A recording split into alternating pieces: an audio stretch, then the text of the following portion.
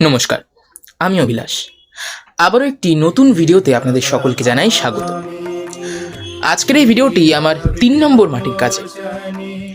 মা দুর্গাকে বানানোর পর আমি তখন খুব একটা স্যাটিসফাইড হই, যার জন্য আমি ভাবছিলাম আবার মা কবে মাটি আনবে আর আমি সেই মাটি দিয়ে আবারও নতুন কোনো মাতৃ প্রতিমা বানাবো। অবশেষে বেশ অনেক দিন পর আমার মা মাটি খুঁজে আনায় আমি ভাবতে বসি কোন ঠাকুর বানালে সবচেয়ে ভালো হবে। কারণ আমি চাইছিলাম এইবার যেই ঠাকুরই বানাই না কেন সেটা যেন মা দুর্গা আর গণেশের থেকেও বেশি ভালো হয়।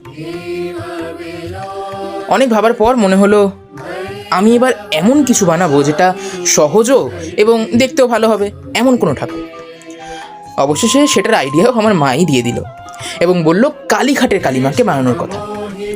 ইউটিউবে বেশ কিছু টিউটোরিয়াল দেখে কিছু রিসার্চ করে অবশেষে বসে পড়লাম কাজে।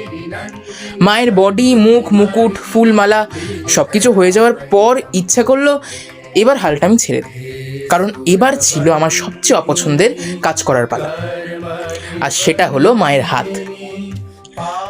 আবারও বেশ কিছুদিন শুয়ে বসে কাটিয়ে আমি অবশেষে তার আর মাটির সাহায্যে গড়ে তুলি মায়ের 4 হস্ত। আর তারপর এলো রং করার পালা।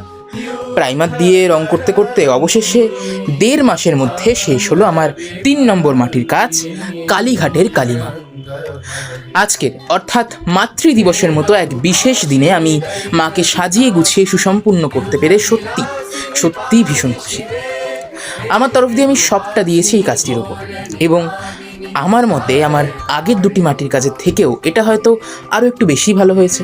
তবে তোমরাই এবার দেখে জানিও তোমাদের আমার এই কাজটি কেমন লাগলো। আর এখনও যারা আমার আগের 2টি কাজের ভিডিও দেখোনি তারা প্লিজ প্লিজ প্লিজ চটজলদি আমার চ্যানেলে গিয়ে সেগুলো দেখে এসো।